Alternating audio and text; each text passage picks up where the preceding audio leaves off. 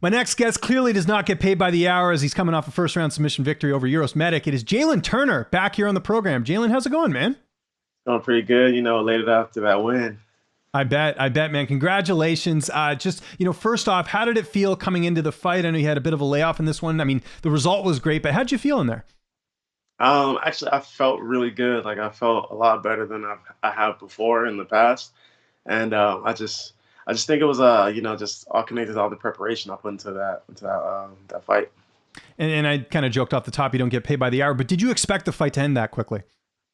Yeah, it was either going to be the first round. I was going to put him out in the first round, or he was going to be tougher than I expected, and then I was going to have to grind out to the third. After the fact, anything surprise you at all about him that maybe you weren't expecting in the fight? No, everything, like I read everything like a book. I honestly, I kind of expected more out of him, especially like on the ground. Like as soon as I took him down, I felt like I was overpowered him completely, and yeah, it was no surprise. Did you know you were the betting underdog going into the fight? Yeah, that's all I was telling everybody. I was like, if I'm the underdog, bet. Yeah, like how surprised were you by that? Because, even looking at it on paper, like, yeah, he's undefeated, but you had way more fights, fought a lot better opposition. I mean, just even the height and reach, there's so many things that I was even confused when I saw that. It's just the hype. He came in hot, foreigner getting promoted, getting pushed.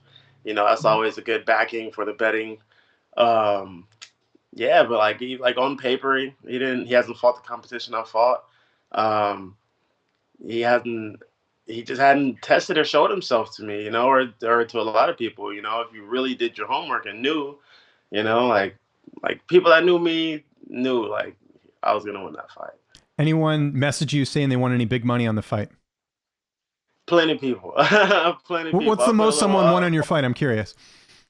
They didn't tell me like exact like numbers, but they've told me they've got a few thousand. So. Wow, that's good. A steak dinner's in order, right? I don't know if you like steak or not. Most people do, but that should be the rule. If someone bets on you and they tell you that they want a bunch of money, they should take you out for a steak dinner. Nothing cheap, like a good quality steakhouse. Yeah, so what I did was on my story after the fight, I was like, if you bet on me and you won money, just send me $5. $5. Did anyone send you money after that? People send me money, yeah. Good for you, man. That's awesome. Yeah. Well, I guess the one sort of downside of the fight was you didn't get the bonus, which, I know there was a lot of other, good fights on the card as well. That must have been a little disappointing. Did you think you might have had it at a certain point? Man, I thought I had it. I feel like I'm just, at this point, I'm just like, man, how many fucking finishes and what I got to do to get a bonus in this damn organization? But, I'm just happy I got my win, man. I thought I had that bonus in the bag. I think that was one of my best performances in the octagon. Like, ground game was nice. Striking looked crisp. I was like, I don't know, what more else would you want out of for a performance, Do you feel like that was the type of performance that reminded the division, hey, I'm still here, I'm kicking ass? Because I felt that way after watching the fight, being like, yes, this is exactly what everyone's been talking about with you over the years. Yeah, I mean, man, like I put so much work into that. I put like everything I could into just preparation, training around injuries and, mental battles and staying on the up and up of life. And then, yeah, I had to put everybody on notice. Like it was perfect. I feel like, he had all this hype and thunder going in there, and I knew what I was going to do, and I knew what I was going to bring to the table. I knew I was going to put him in for a fight either way, no matter the outcome, I was going to give him my all, and that would have put everybody on notice regardless in itself. I wanted to ask you about a couple fights this weekend. We got another UFC card. We've got that Nico Price, and you fought once as a welterweight, so this was your old division, I should say. Nico Price is fighting Alex Oliveira right now on Fanduel. Nico Price -150, Alex Oliveira +122. You leaning with the favorite, Nico Price, or do you think Oliveira pulls it off as the underdog? I'm leaning with the favorite. Nico Price to get it done. You think knockout, or how do you think he gets it done? Either submission or decision. Okay, submission or decision. That rhymes. Just put that on a shirt. Co-main event, Kevin Holland, fan favorite. He's -158 against Kyle Dawkins, who's +128. Who are you liking in that middleweight fight? I gotta go with Holland. Gotta go with my homie. Yeah, for sure. And the main event, really close odds on this one. Thiago Santos, -162. Johnny Walker, +132. The battle of the light heavyweights. Who are you taking in that one? I think Johnny's gonna do some crazy spinning stuff and catch him with something wild. When are you looking to get back in there? I know this is a fresh win. Didn't look like you took any damage. I don't know if you were dealing with any injuries in camp, but when are you looking to get back in there? Do you know? Man, there's always injuries in camp.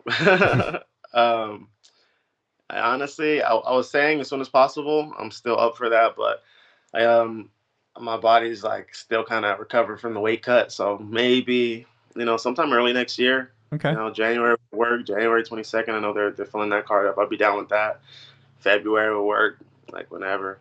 I think I told you this before, but you are by far the biggest lightweight I've ever seen in person. Like I mean, you look like a middleweight. That's how big you are. You talked about the tough weight cut. No, to your credit, I mean, if you can make the weight, make the weight. But do you see yourself going up to welterweight, like maybe in the next year or two? Because I would, or you're good, I guess. If it works, right?